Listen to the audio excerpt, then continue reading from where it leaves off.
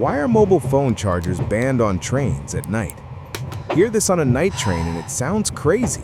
Sockets are off after 11. Why would they ban chargers when everyone's battery is dying? Short answer, fire risk plus old electrics, and the fact that people sleep while devices run unattended.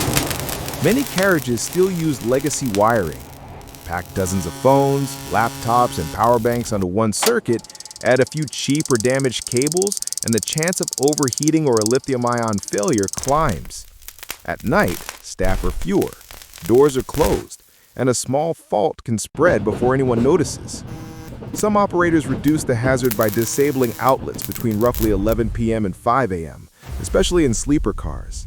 Others allow charging but forbid e-bikes or large batteries. It's not a universal rule.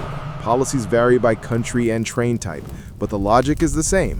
Manage load, cut unattended charging, lower ignition sources. Best move? Top up before boarding.